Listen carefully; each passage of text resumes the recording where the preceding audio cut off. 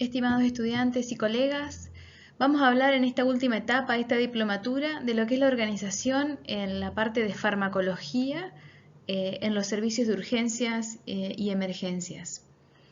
Vamos a hablar de los medicamentos, primero cómo nos organizamos, cómo podemos, le vamos a dar algunas sugerencias de cómo organizarse y los medicamentos que podríamos llegar a utilizar habitualmente.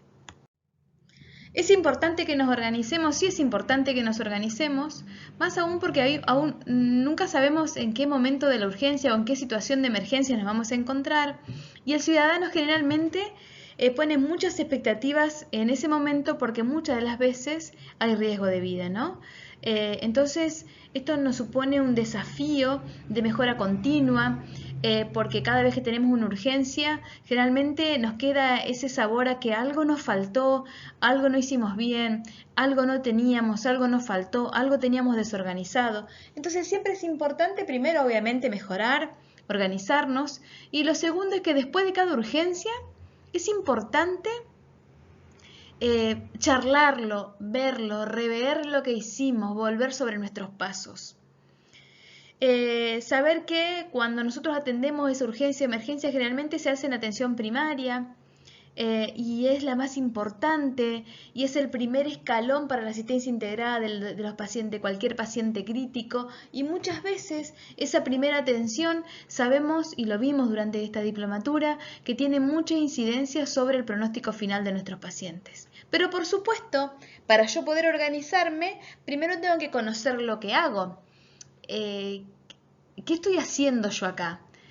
¿A quién trato? Entonces, cuando uno entra a una institución y dice, bueno, voy a organizar la parte de medicamentos, o tengo que ver qué pacientes atiendo. ¿Tengo población joven en mi centro de atención? ¿Tengo más pacientes pediátricos? ¿Tengo más pacientes adultos mayores? ¿Qué tipo de patologías frecuentemente se atienden dentro de ese servicio? Para saber que en base a eso, primero sobre qué me tengo que formar, qué tipo de elementos tengo que tener en la urgencia y por supuesto qué tipo de medicamentos tengo que tener para las asistencias que habitualmente hacemos o las patologías que habitualmente atendemos en esa institución. Y uno dice, bueno, ¿cómo me organizo? ¿Cómo organizo un servicio? Habitualmente, cuando uno ingresa a trabajar a un lugar o necesita organizar un lugar, tiene que buscar de ese lugar cuáles son las reglamentaciones que hay.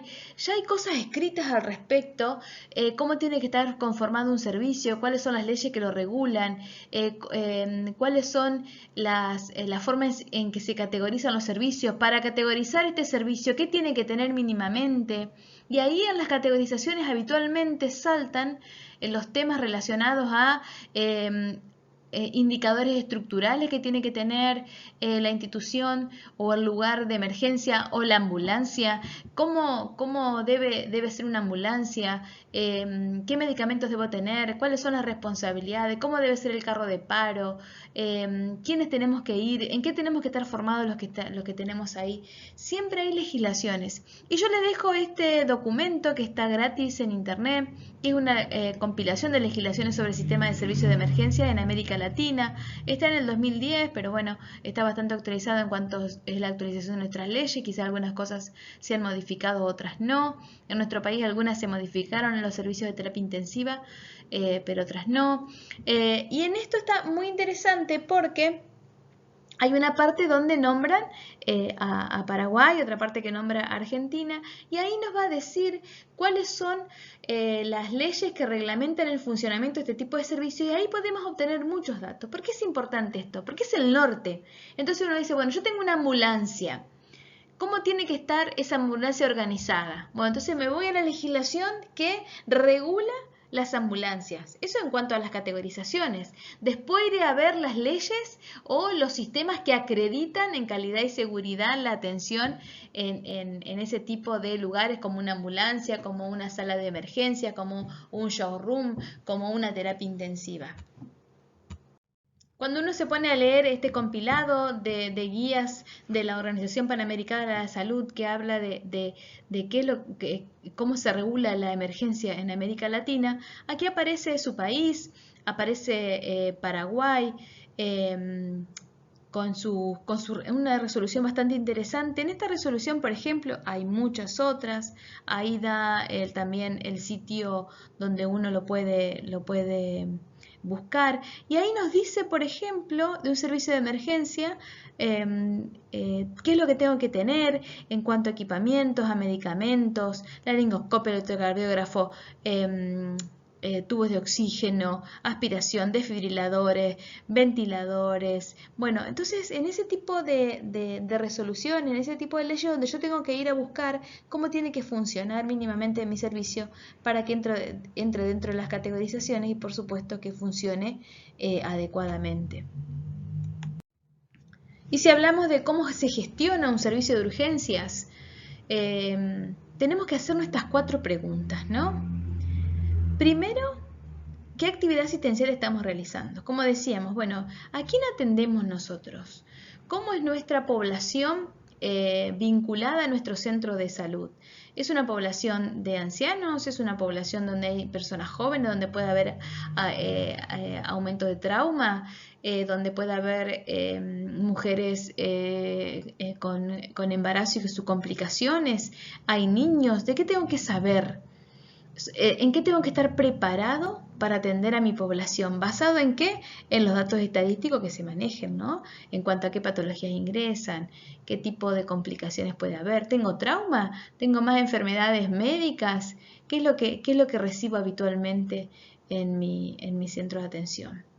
Tengo una buena estructura física y para esto tengo que remitirme a estas resoluciones que tiene cada país de cómo que tiene que ser en cuanto a metros cuadrados, en cuanto a cuestiones de seguridad, la estructura física de ese servicio donde estoy trabajando. Cuando hablo de servicio, hablo desde el que hace la atención domiciliaria, qué tengo que llevar, cómo tengo que ser, qué tengo que saber, qué medicamentos tengo que tener, al que hace la medicación, la atención en una ambulancia, al que hace la atención en un centro de atención primaria o al que hace la atención en una urgencia o emergencia dentro de una institución, ¿no? ¿Qué relaciones existen con el entorno de la urgencia? O sea, bueno, si yo tengo una urgencia, ¿dónde remito? ¿A quién le pido ayuda? ¿Dónde derivo a mis pacientes? ¿Dónde pido una ambulancia si no la tengo? ¿Dónde busco el médico si no está? ¿A dónde derivo el paciente según la complejidad? Tengo un paciente con un dolor de pecho, ¿dónde lo llevo? Tengo un paciente en shock, ¿dónde lo llevo? Tengo un paciente con un trauma craneoencefálico grave, ¿dónde lo llevo? Y eso va a depender, obviamente para eso tengo que tener un mapa de situación en el que yo diga, bueno, si yo tengo un paciente con dolor de pecho o con signos de un infarto agudo de miocardio, tengo que llevar a una institución que tenga hemodinamia, que tenga cardiología intervencionista. Si tengo un paciente con una ACV, tengo que llevarlo a un lugar donde haya neurología. Si tengo un paciente con trauma craneoencefálico grave, tengo que llevarlo a un lugar donde se hagan diagnósticos por imágenes como una tomografía o una resonancia y que haya neurocirujano. Si tengo un paciente con un trauma de tórax, tengo que llevarlo a un lugar donde haya cirugía de urgencia y de alta complejidad. Y bueno, y otra de las preguntas que me tengo que hacer es ¿qué recursos humanos y materiales estamos utilizando?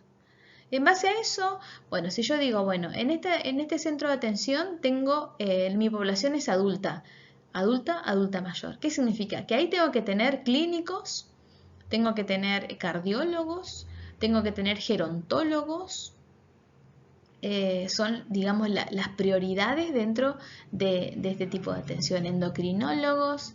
Bueno, y si yo tengo más población de jóvenes, tendré que tener otro tipo de personal trabajando ahí. Lo mismo si tengo, ahí tengo que tener obstetras porque seguramente va a haber embarazos, tengo que tener traumatólogos, tengo que tener pediatras.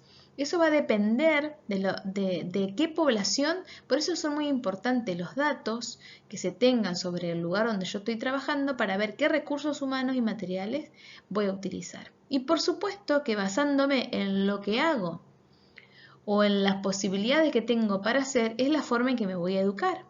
Entonces, si en mi lugar no se recibe trauma, no voy a hacer un curso de trauma. O sea, no me voy a forzar en sí o sí saber de trauma, estar súper actualizado en trauma y todo lo demás. Obviamente siempre son cosas buenas cuando uno trabaja en urgencias, pero sí ahí si tengo población adulta me tengo que capacitar en interpretar correctamente un electrocardiograma.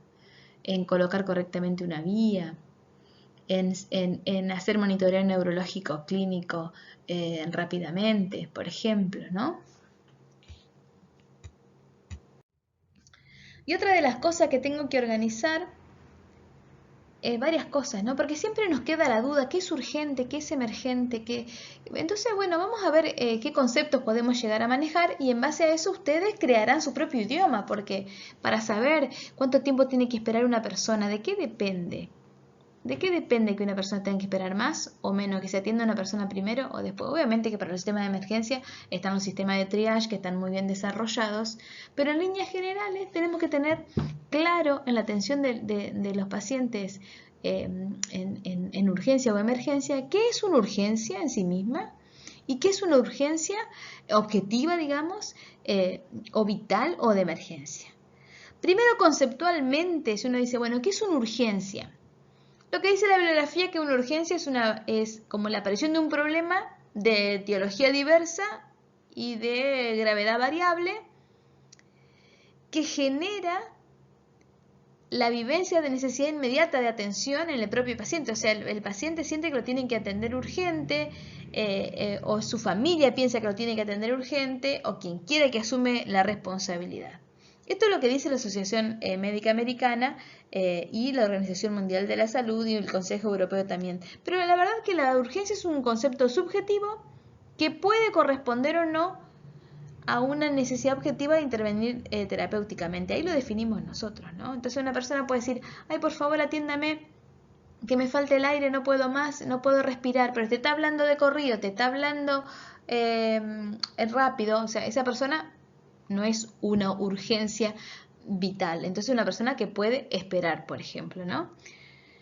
Siempre recordar en esto, obviamente ya vimos el ABC, esto de la seguridad fisiológica, de ver esas cosas para asegurarme y definir realmente urgencia o emergencia. Y la urgencia vital o esa urgencia objetiva o emergencia es esa necesidad de actuar rápidamente, de hacer los cuidados sin demoras. Implica una atención terapéutica con tiempo de respuesta rápida. ¿Por qué? Porque peligra la vida del paciente o la integridad de sus órganos o de alguno de sus órganos. Claramente es importante organizarnos en este aspecto. Y dentro de lo que es la demanda asistencial urgente tenemos que ver qué es esta demanda asistencial urgente, ¿no? ¿Qué es urgencia? ¿Qué es emergencia? ¿Qué es un paciente crítico? Ahí podríamos ser, o la anterior o esta, como una definición de la situación, ¿no? Urgencia se entiende por una serie de procesos que, si bien no conllevan un riesgo vital para el paciente, sí requieren su corrección, ¿no? Ya sea resolutiva o paliativa. ¿En cuánto? En un espacio corto de tiempo. Por ejemplo, ¿qué podría ser? Traumas menores, como fracturas simples de huesos largos o dolores agudos tipo cólicos. Son urgencias, pero se puede esperar un poco. Por emergencia, como dijimos anteriormente, la urgencia vital, entendemos que se trata de un proceso en el cual sí existe un riesgo vital para el paciente. Por ejemplo, un síndrome coronario agudo o una hemorragia digestiva alta. Y ese proceso se tiene que atender en un tiempo muy corto. Y finalmente, entraría otra clasificación que es el paciente crítico. O sea, el paciente crítico es aquel que necesita reanimación y soporte vital avanzado. ¿Está? El paciente que está en shock, en deterioro del sensorio, en paro cardiorrespiratorio. Entonces eso implica una atención calificada lo más inmediatamente posible. Por supuesto que esto también está dentro de lo que sería los triage, que habitualmente se usan en los servicios de urgencia y emergencias. Un poco para completar esto de la gestión de los servicios, les pusimos acá algunos indicadores estructurales de un servicio de emergencias que tienen que ver con tener un área donde admisionar, una sala de espera para familia y pacientes, una área de clasificación o de triage, o la definición de urgencia, emergencia o paciente crítico, el área de críticos o un lugar de reanimación, un lugar de consultas con consultorios, Un área de observación, que ahí puede estar un paciente por unas horas, por ejemplo, un paciente con deterioro del sensorio, un paciente con dolor abdominal hasta que se haga toda la valoración, o un paciente con dolor de pecho. Área de tratamientos cortos y unidades de corta estancia, por ejemplo, cirugías menores o algún tipo de pequeños traumas que se produzcan. Puede haber o no un área de semicríticos, un área de pruebas complementarias, por ejemplo, podría haber o no una sala de rayos o laboratorio o un pequeño quirófano de urgencia y por supuesto las áreas no asistenciales que tienen que ver con el aseo de los pacientes, el personal y del personal, la sala de estar, donde se guardan los medicamentos, donde se guardan los elementos que se necesitan en el servicio. En relación al tema que nos lleva hoy este módulo, que tiene que ver con todo lo de farmacología, la verdad que uno dice, bueno, ¿dónde busco? ¿Cómo me organizo? Es bastante difícil encontrar la bibliografía que nos diga, bueno, para tener un servicio de urgencia depende de esto. Va a depender de lo que veías anteriormente, ¿no? De lo que veíamos, qué tipo de paciente atiendo, qué tipo de patologías atiendo, qué tipo de personal tengo para atender en ese servicio, con qué cuento. Entonces, lo que vamos a hacer es cada uno de nosotros en sus servicios tendrá que elaborar, o ya lo tendrá elaborado junto al farmacéutico y todo el equipo de salud, un listado de medicamentos basados, por ejemplo, en la atención inicial de ciertas cuestiones, ¿no? Atención inicial del trauma, atención inicial del shock, atención inicial de la emergencia hipertensiva, y eso con sus consideraciones pediátricas, por supuesto, y va a depender de en qué lugar estoy. Ese listado de medicamentos, esa atención inicial va a estar basado o sea, ese listado va a estar basado en tanto en la atención inicial como en la tardía, porque quizás por ahí puedo estar más horas con el paciente, en las comorbilidades del paciente, en las posibles complicaciones de las causas. Eso también tengo que ver si armo todo ese listado según en la situación en que yo me encuentre, ¿no? También es importante, si uno dice, bueno, ¿cómo hago para tener un listado de medicamentos correcto? Y tengo que elaborar, agruparlos según la acción terapéutica, después le vamos a mostrar lo que se sacó en esta categorización de los Centros para la Atención del Paciente Traumatizado en la República Argentina, que son las bases para la implementación de un programa institucional. O sea, si uno dice, bueno, acá se armó este programa a nivel nacional para cómo tendrían que estar los centros que reciben trauma o los lugares donde se recibe trauma. Y también saber que hay medicamentos que se usan poco frecuentemente, que son de alto costo o que son de alta complejidad. Eso también me tengo que asegurar la provisión en un tiempo adecuado. Bueno, sabemos que hay ciertos medicamentos, por ejemplo, los fibrinolíticos que son carísimos, que son poco usados, no es habitual usarlo. Pero cuando lo necesito, entonces yo digo, bueno, yo necesito un fibrinolítico, bueno, ¿dónde lo busco? ¿Dónde va a estar? ¿Dónde va a estar esa ampolla? ¿Quién la voy a pedir si va a ser necesario? ¿Quién me la va a reponer también? Y en este cuadro le dejamos los que podrían ser, digamos, la clasificación según el efecto que se busca de los medicamentos. Entonces yo digo, bueno, voy a armar mi farmacia o voy a armar mi carro de urgencia o voy a armar mi lugar en la ambulancia según agrupados de la siguiente manera, ¿no? Entonces, las agrupaciones o la forma de clasificar los medicamentos puede llegar a ser, les dejamos como sugerencia este listado, ¿no? Los anestésicos, analgésicos, sedantes, hipnóticos, antipsicóticos, poner qué anticonvulsivante, eso va a depender del tipo de paciente que también atiendo, qué tipo de antibiótico voy a tener, otra cuestión, ¿qué antibióticos voy a tener? ¿Para qué patologías se van a tener ciertos antibióticos? Bueno, obviamente tengo que tener para la meningitis, obviamente tengo que tener para un cuadro respiratorio, obviamente tengo que tener para infecciones de la piel o infecciones relacionadas, por ejemplo, con la boca. O sea, según lo que yo atienda, es el antibiótico que yo voy a usar. Eso va a depender también de si tengo una institución un poco más grande, ver el tema de control de infecciones. Cada uno de nosotros, cada una de las instituciones debería tener un tratamiento empírico de antibióticos ante situaciones, por ejemplo, la sepsis, donde tengo que en 60 minutos administrar los antibióticos de amplio espectro, dependiendo de la razón por la cual un paciente está séptico, ya sea respiratorio, es una sepsis abdominal, qué se está sospechando, ¿no? Para, en base a eso, tener los antibióticos que habitualmente voy a usar. Antimicobacteria, antifúngico, antiparasitario, profilaxis, por ejemplo, la antitetánica, anticoagulantes o antiagregantes, fibrinolíticos, como decíamos, por ejemplo, en el enlace isquémico, o en lugares donde no tengo acceso a hemodinamia como para hacer una angioplastía primaria o una angioplastía de rescate. Antifibrinolíticos, por supuesto, todo lo que son hemoderivados. Esto más que nada tiene que ver con la albúmina, con el hidroxietilalmidomo, todas esas cosas que puedo llegar a tener. Medicamentos cardiovasculares, esto va a depender del tipo de población que tenga y los medicamentos que son de urgencia para actuar, diuréticos, qué medicamentos uso en la anafilaxia, qué medicamentos uso en algún tipo de infecciones, intoxicaciones, eso va a ser, lo ideal es que uno cuando hace un bosquejo de qué medicamentos va a utilizar en intoxicaciones, lo ideal es tener ya o el teléfono del lugar generalmente hay un lugar de toxicología donde están los expertos que más saben de esto y que ellos nos manden sus protocolos, qué hacer habitualmente según qué tipo de intoxicaciones, qué cosas tener a mano, ¿no? Para como antídoto. Dermatológicos, colirios, medicamentos urológicos, intestinales, ginecológicos, antidiarreico, laxante, antiemético, antipalmódico, bueno, la parte de respiratorio, que más que nada acá tengo que hacerme cargo de todo lo que son los broncodilatadores, por ejemplo, los PAF, endocrinometabólicos, relajantes musculares y todo lo que conlleva, ¿no?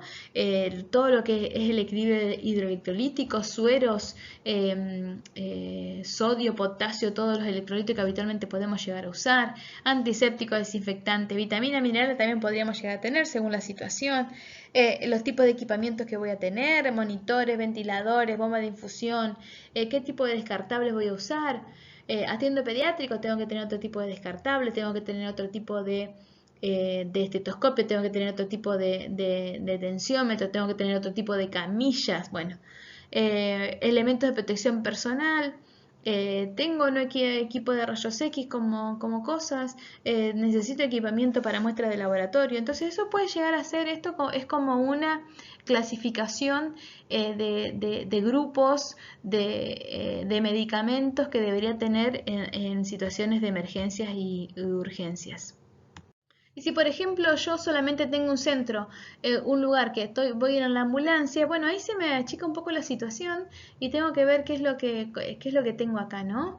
Lo que tiene que ver con las urgencias en móviles o los pacientes que van a domicilio. Ahí que tengo monitor, necesito ventilador, bomba de infusión, camilla, desfibrilador, obviamente siempre, saturómetro, tablas, collarines, férulas.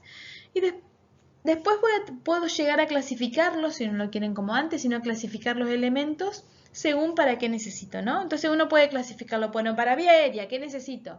Para intubarlo, para intubación difícil, para intubación con elementos que no necesitan laringoscopía, por ejemplo una máscara laringia, medicamentos, ¿qué medicamentos uso para la urgencia? Por ejemplo, como decíamos, broncodilatadores, la parte hemodinámica, ¿qué medicamentos tengo para la parte hemodinámica? Desde cristaloides, coloides, drogas vasoconstrictoras e inotrópicas, catéteres, transductores de presión, tensiómetros, todo lo que es la parte de bioseguridad para el personal y por supuesto la forma de comunicarte, ¿no? Celular, radio, lo que tenga la parte móvil.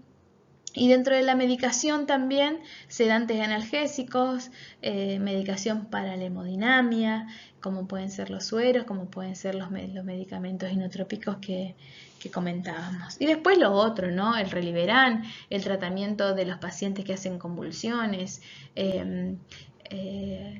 qué hacer ante un paciente en coma, poder tener la posibilidad de hacer un control de hemoglucotest, por ejemplo, en la urgencia, tener el set de oxígeno, que eso va aparte, pero digamos que eso lo vimos ya, pero tener la disponibilidad de un tubo de oxígeno correctamente controlado.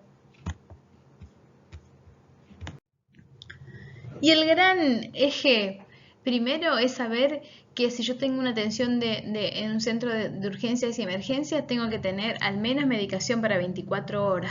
¿Para cuántos? Para al menos un paciente. Si uno dice, bueno, ¿cuántas ampollas tengo de esto? ¿Cuántas ampollas tengo de lo otro? ¿Cuántas ampollas tengo de un tratamiento antibiótico? Y al menos para el tratamiento de un paciente durante 24 horas. Eso sería el manejo conceptual. Y una de las grandes cosas que tenemos y que deberíamos tener en toda institución, en todo servicio, en toda ambulancia, es el carro de paro. El carro de paro, que siempre cada vez tendríamos que tener un protocolo del carro de paro todos, pero cada vez que lo queremos organizar y saber qué cosas tenemos, comienzan las discusiones. Entonces en eso nos tenemos que poner de acuerdo. Esto podría ser un ejemplo de carro de paro, ¿no? Arriba el ambú, la mascarilla, el desfibrilador, a los costados puede ir el oxígeno y la medicación podría ser un ejemplo de eso. Eso lo van a definir ustedes según los tipos de pacientes que se atienden, ¿está? Los tipos de urgencias que ustedes tienen. Material de punción, material para poner vías, material para intubación y otras cosas que se puedan tener dentro del carro. Lo ideal es que eso esté escrito, que esté la forma en que se lo controla, quién lo controla. Un ejemplo nosotros tenemos ahí, como ustedes ven en la imagen del medio, es el carro de urgencia que está en mi servicio, con la particularidad que lo que hicimos fue poner en todos los servicios de la institución el mismo carro de paro con la misma distribución. De esa manera, si alguien del piso general tiene que ir a ayudar a terapia, sabe dónde están las cosas en el carro de urgencia. Si alguien de terapia tiene que dar apoyo en el piso general, sabe dónde están las cosas. Lo mismo con la guardia, lo mismo con el showroom. Eso sería, digamos, dentro de los ideales. Otra de las cosas que nosotros hicimos es el tema del control de carro de paro. Que el control del carro de paro ustedes lo definirán cada cuánto se controla el carro de paro, ¿no? A ustedes les toca definir qué tipo de medicamentos va a haber y cada cuánto se controla el carro de paro. En este caso nosotros hemos definido hacer el control con un precinto que tiene un número. Son precintos de seguridad numerados. Entonces, cuando siempre hay alguien designado en la guardia para controlar el carro de paro, nos vamos turnando para que a no todos les caiga siempre la misma responsabilidad. Entonces, si uno entra en el servicio y uno está designado para controlar el carro de paro y el carro de paro está cerrado con el precinto, no lo vuelve a controlar. ¿Está? Si el carro está abierto, el precinto está roto, lo tiene que volver a controlar porque algo pasó. Y tenemos una planilla, como ustedes ven a la izquierda, donde se pone la fecha que se controló, el número de precinto que se utilizó y si hay alguna observación, o sea, por ejemplo, si faltó algo del carro. ¿Qué significa si faltó algo del carro? Y si faltan cosas simples. Si falta una cánula de mayo, está todo bien. Obviamente, si faltan el laringoscopio, no cerremos el carro. O si faltan adrenalina, no podemos cerrar el carro. O si faltan glucosados hipertónicos, no podemos cerrar el carro. ¿Está?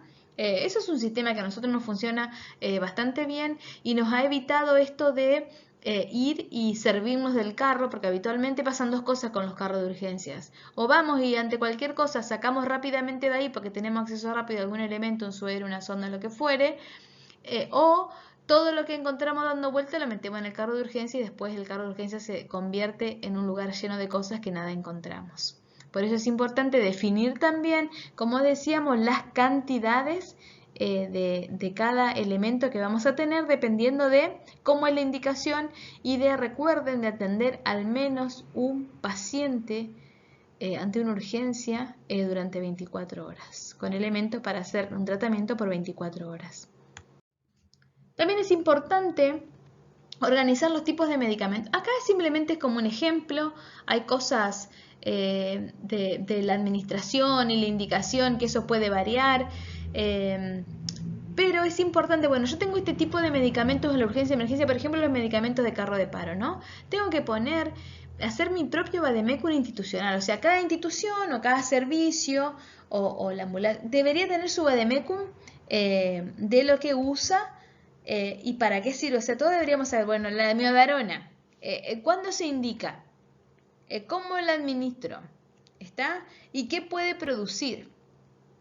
Porque recuerden que además de los 5 correctos que puede llegar a tener un medicamento, el paciente correcto, el medicamento correcto, la vía correcta, la dosis correcta y el horario correcto, además tenemos que controlar que tenga el efecto deseado.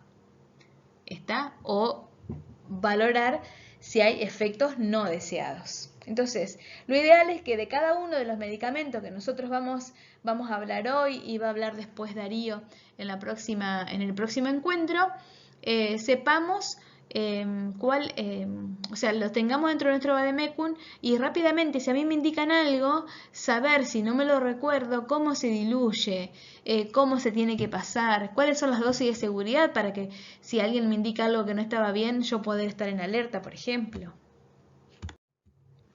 Y dentro de las patologías que habitualmente deberíamos tener tratamiento, una de las cosas es el shock, ¿no es cierto? Aparte hay otras, ¿no? que ustedes sumarán, que tienen que ver con convulsiones, que tienen que ver con pacientes con dolores abdominales o con complicaciones relacionadas a dolores abdominales. Bueno, los medicamentos que se usan en el trauma. Bueno, verán ustedes que según la patología. Vamos a tratar de ver dos cosas acá. Una es el shock, otras son las emergencias, urgencias hipertensivas. ¿Qué medicamentos habitualmente se usan? ¿Por qué ponemos estos medicamentos? Porque son medicamentos que habitualmente son de mayor riesgo, necesitan bombas de infusión y necesitan mayor control en su forma de administrar, ¿no? Si uno dice, bueno, el shock, ¿qué hago con el shock? Dentro del objetivo de reanimación del shock, que ya vimos algo, es mantener la presión arterial, mejorarla, mantener el volumen minuto cardíaco y mejorar la perfusión tisular, ¿no? Porque el shock es eso, la disminución de la perfusión tisular conceptualmente. Entonces, el objetivo del tratamiento va a ir hacia ese punto. Entonces, ¿qué medicamentos hacemos acá? Bueno, y obviamente para el tratamiento del shock están las soluciones cristaloides o las soluciones electrolíticas, que sabemos que el volumen de distribución de las soluciones cristaloides es el del líquido extracelular. Por consiguiente, se requiere la administración de un volumen de líquido que es aproximadamente 3 a 5 veces el volumen intravascular que se desea expandir. ¿Está? Por eso se lo expande con grandes volúmenes a los pacientes. Las principales soluciones cristaloides son las soluciones de cloruro de sodio, que es probablemente la más empleada en la reanimación con líquido, que se la denomina la solución fisiológica, que tiene además sodio y tiene cloro. De cloro tiene muchísimo, 154 miliequivalentes por litro. Por ende, es predecible que la infusión de grandes volúmenes provoca hipernatremia y especialmente acidosis metabólica hiperclorémica. Por eso habitualmente se usan las soluciones electrolíticas balanceadas, que las soluciones electrolíticas balanceadas es más cercana a la del plasma, la composición que tienen en términos de concentraciones de cloro. Por lo tanto, a diferencia de las soluciones de cloruro de sodio, no inducen acidosis metabólica hiperclorémica. La que habitualmente usamos, existen varias, es el lactato de Ringer, o que habitualmente llamamos Ringer lactato, que son las que están disponibles en nuestro medio. Después tenemos las soluciones coloides, que a diferencia de las soluciones electrolíticas o cristaloides, su volumen de distribución es el del espacio intravascular, y digamos que se lo usaba un montón. ¿Por qué?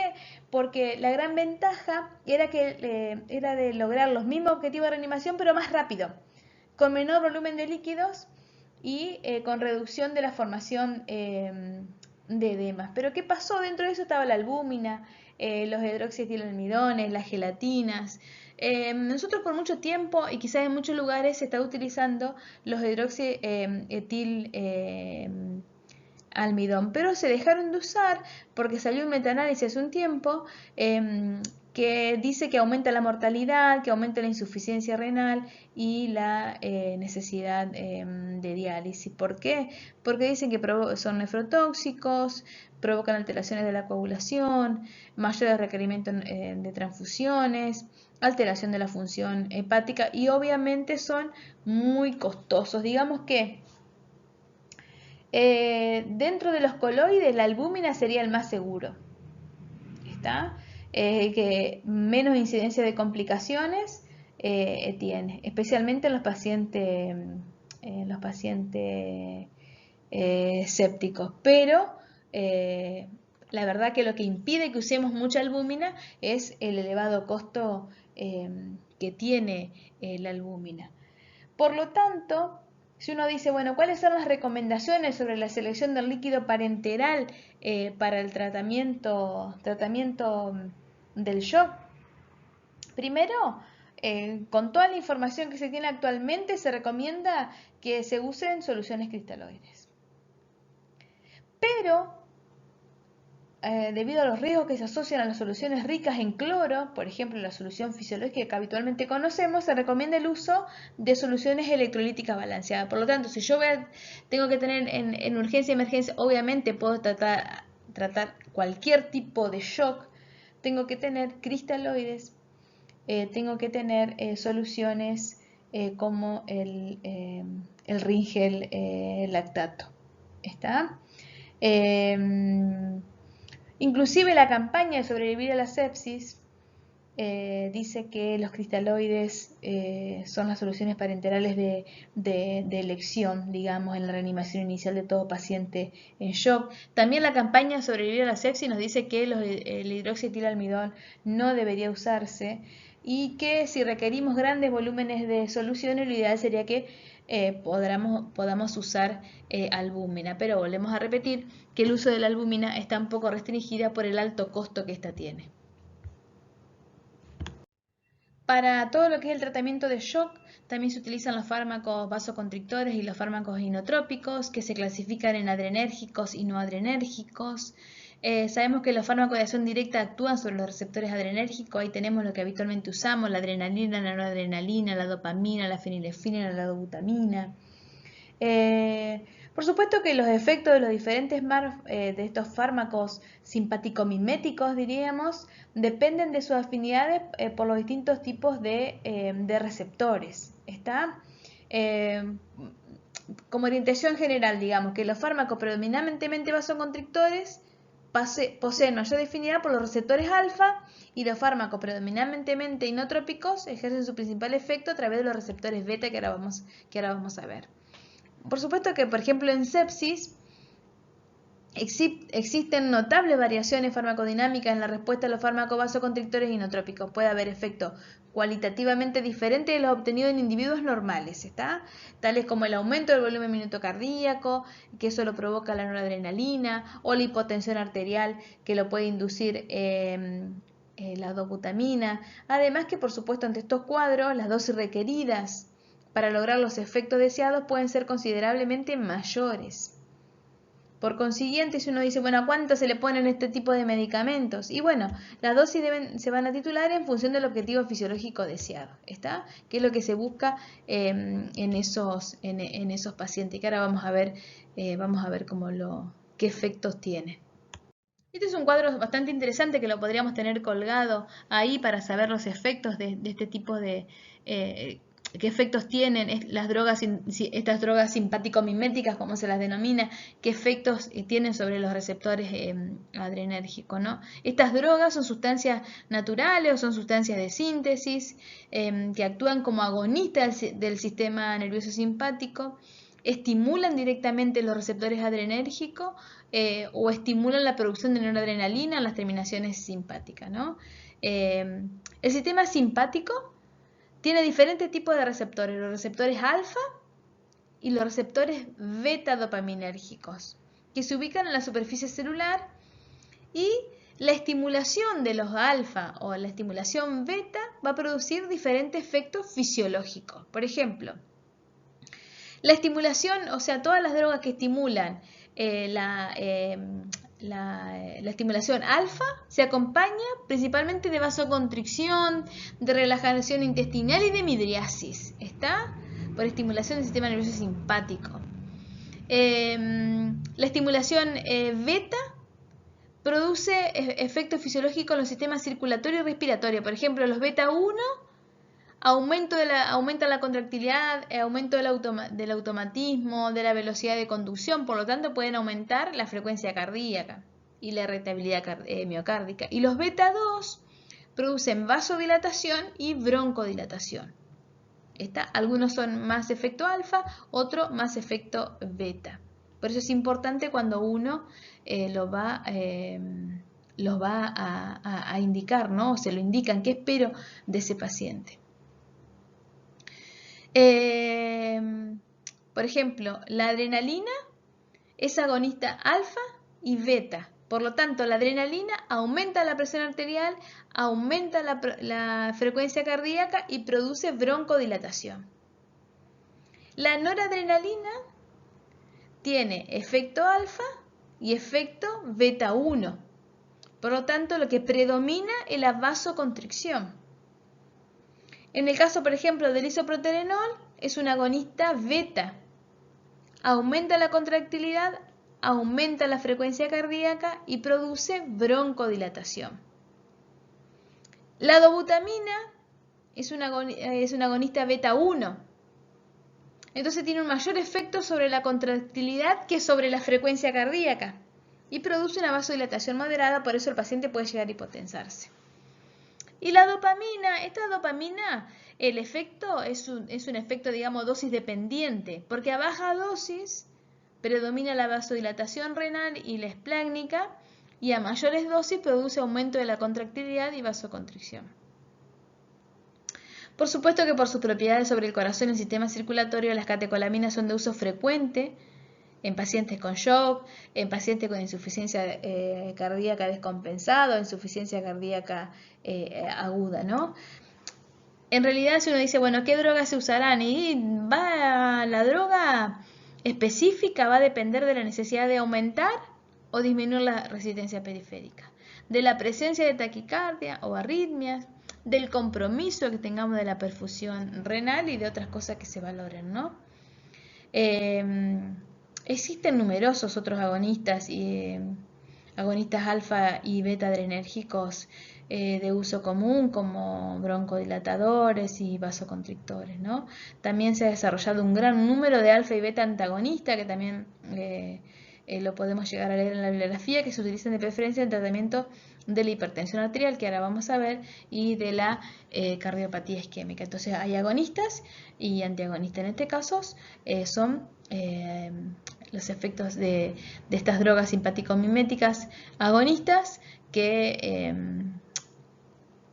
actúan de esta manera sobre los receptores adrenérgicos, pero es muy importante tenerlo en cuenta a la hora de la selección de este tipo de drogas en los pacientes en shock. Otra de las situaciones donde tenemos que tener bien claro el tipo de medicamentos y cómo los vamos a titular y todo lo demás, es en aquellos pacientes que tienen crisis hipertensiva o emergencia hipertensiva. Y para eso tenemos que tratar de definir qué es una crisis hipertensiva, qué es una urgencia hipertensiva, qué es una emergencia hipertensiva. ¿Qué es una crisis hipertensiva? La bibliografía denomina la crisis hipertensiva a un grupo heterogéneo de trastornos hipertensivos caracterizado por un ascenso relativamente rápido de la presión arterial a niveles elevados, ¿no? Que requiere identificación temprana y adecuado manejo terapéutico. Esto generalmente se da en pacientes hipertensos. Entonces se dice que los pacientes hipertensos pueden llegar a presentar una crisis hipertensiva a lo largo de su vida. Generalmente se da en personas que no se controlan adecuadamente o porque no tienen el diagnóstico adecuado o porque tienen escasa adherencia al tratamiento. En estos pacientes habitualmente pueden aparecer estas crisis hipertensivas. Después está la emergencia hipertensiva, que la emergencia hipertensiva se define como un súbito incremento de la presión arterial sistólica y diastólica, que generalmente está asociada a un daño agudo de algún órgano blanco, ¿no? El cerebro, el corazón, el riñón, los vasos sanguíneos, la retina. ¿Está? Se asocia con un daño de esto. Entonces, este tipo de situaciones requiere tratamiento inmediato con fármacos intravenosos e internación en una unidad de emergencia o en una unidad de cuidados críticos, ¿no? Por eso, la emergencia hipertensiva es un cuadro grave y ahí se aumenta la mortalidad. Entonces, por ejemplo, la crisis hipertensiva se la puede tratar con medicamentos vía oral. La emergencia hipertensiva no. ¿Cuáles son emergencias hipertensivas? Ahora vamos a ver cómo las tratamos a esas, ¿no? La retinopatía hipertensiva, pacientes que se ponen encefalopático, disección aórtica, isquemia, insuficiencia cardíaca, bueno, preeclampsia, ACV, hemorragias intracerebrales. Y en realidad lo que hay que valorar en las emergencias hipertensivas como más importante es cómo aumentó, o sea, la velocidad de aumento de la cifra de tensión arterial es más importante que el valor absoluto. ¿Está? Y este tipo de lesiones agudas orgánicas del órgano blanco que decíamos, cerebro, corazón, riñón o retina, se desarrolla cuando la presión arterial sistólica excede los 200, 220 milímetros de mercurio y la diastólica supera los 120, 130 milímetros de mercurio. Por lo tanto, todo paciente que tiene ese dato y además tiene algún signo de lesión de órgano blanco, estamos ante una emergencia hipertensiva. Y lo otro es la urgencia hipertensiva, que la urgencia hipertensiva conceptualmente es el aumento severo de la presión arterial sin compromiso de órgano blanco. Entonces, el tratamiento puede instaurarse en forma paulatina, en horas, y generalmente se utilizan fármacos por vía oral también, ¿no? Entonces, acá encontramos presiones arteriales de 180 a 110, por ejemplo, sin síntomas o sin daño agudo de órgano blanco, y no se considera, por supuesto, una emergencia hipertensiva, ¿no?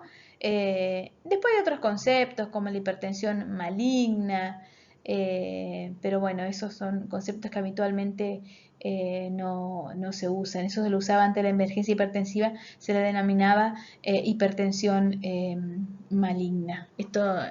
Todo esto de la hipertensión maligna entra dentro de las emergencias hipertensivas. Les digo por si por ahí ustedes encuentran esta denominación en algún lugar. Bien, y dentro del tratamiento farmacológico, las drogas que habitualmente se usan es el nitroprusato de sodio, el labetalol, el osmolol y la fentolamina. El osmolol y fentolamina nosotros no tenemos experiencia en nuestro medio de hacerlo, pero sí el nitroprusato de sodio y el labetalol. ¿Qué pasa con el nitroprusato de sodio?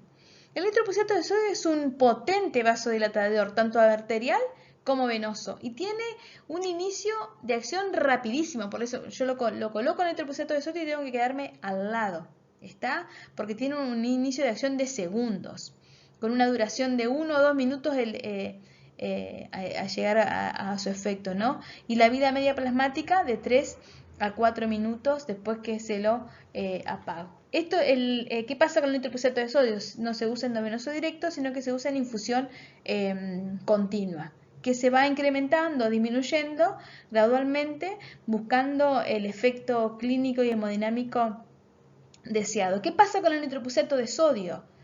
Primero, como efecto adverso, puede aumentar la presión intracraneal, por eso hay que tener cuidado cuando se lo usa en hemorragias. Puede producir reducción del flujo sanguíneo regional en pacientes con enfermedad coronaria. También el nitroprusato genera cianuro que se metaboliza en el hígado y que es secretado por el riñón. Por supuesto que la citotoxicidad depende, por supuesto, de la dosis, por lo tanto se recomienda que se use por poco tiempo y que la dosis no exceda las 2 gamas kilogramos minutos, teniendo por supuesto especial cuidado en aquellos pacientes con alteración de la función renal o pacientes con alteración de la función hepática. Y por supuesto que todo paciente que va a tener goteo de nitroprusato de sodio tiene que tener un catéter intraarterial para medir presión arterial media. Después otro de los medicamentos que se usa es el labetalol, que el labetalol es un bloqueante de los receptores alfa-adrenérgicos y beta-adrenérgicos y tiene un metabolismo hepático. Su efecto hipotensor, digamos, comienza a los 2 a 5 minutos de la administración intravenosa y hace su pico de efecto a los 5 a los 15 minutos y persiste entre 2 a 4 horas su efecto, distinto al nitroprusato de sodio, ¿no? Y la media plasmática es de 5 horas más o menos. ¿Qué es lo que hace el labetalol? Hace una disminuye la resistencia vascular sistémica sin reducción del flujo sanguíneo cerebral, sin reducción del flujo sanguíneo renal, sin reducción del flujo sanguíneo coronario, a diferencia del enteropusiato de sodio. Pero también hay que tener cuidado porque se reduce la frecuencia cardíaca ligeramente, o a veces no se modifica, pero muchas veces reduce la frecuencia cardíaca. A diferencia del nitropusiato, el labetalol se puede usar en bolo, se puede usar en bolo comenzando con 20 miligramos y repetir dosis de 20 a 80 miligramos con un intervalo siempre de 10 minutos hasta lograr el efecto deseado, porque recuerden que demora más de 5 minutos a veces en lograr el efecto. Y también se indica en infusión continua a través de una bomba de infusión. ¿En qué paciente no se lo hago? ¿En qué paciente está en contraindicado? En pacientes que están con la frecuencia cardíaca baja, con bradicardia, o con bloqueo AB de segundo o de tercer grado, y siempre es muy importante administrarse con precaución en pacientes asmáticos. ¿Qué pasa con el osmolol? El osmolol es un beta bloqueante también. Dicen que es un beta bloqueante cardioselectivo de acción ultra corta, ¿no? Su efecto cuando se coloca el osmolol comienza a los 60 segundos y dura de 10 a 20 minutos el efecto. Esto hace que el osmolol sea un beta bloqueante ideal para de los pacientes críticos. Y el metabolismo no es ni a través del hígado y no es ni a través del riñón, es a través de las esterasas de los glóbulos rojos. Es otra forma de metabolizar este tipo de drogas. También se comienza con un bolo, se continúa con una infusión continua, y por supuesto que sus contraindicaciones y precauciones, como cualquier beta bloqueante, es controlar perfectamente la tensión arterial, controlar la frecuencia cardíaca y tratar de no colocarse en un paciente que tiene bloqueo AB de segundo o de tercer grado o con bradicardia extrema. Otra es la fentolamina. Es también un bloqueante de los receptores alfa-adrenérgicos 1 y 2, produce vasodilatación arterial y disminuye la hipertensión que está causada por los efectos alfa de las catecolaminas, ¿no? Este se utiliza también por vía intravenosa, en bolos, que se repiten habitualmente cada 15 minutos o en infusión continua, y su efecto es inmediato, o sea, 1 a 2 minutos tras su administración, y tiene una duración alrededor de 15 minutos. ¿Qué pasa con la fentolamina? Puede causar taquiarritmia y puede causar angor. El tema es el siguiente. Ahí nosotros le pusimos un cuadro de cuáles las drogas que habitualmente digamos, como tratamiento de elección y como tratamiento alternativo, y cuál es el objetivo que se busca dependiendo de la patología que se tiene de la paciente. Obviamente ustedes para esto tienen que armar su propio cuadro, consensuarlo, qué drogas tengo disponible en mi servicio, qué drogas no tengo, qué patologías atiendo habitualmente.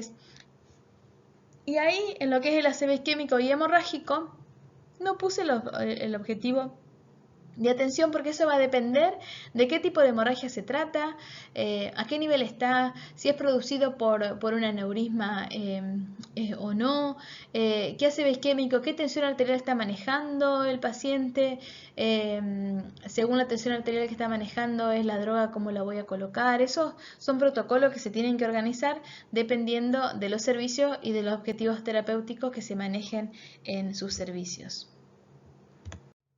Muy bien, bueno, esto fue, digamos, la introducción a todo lo que es la organización de la medicación. Ahora continuamos con la próxima clase. Saludos a todos.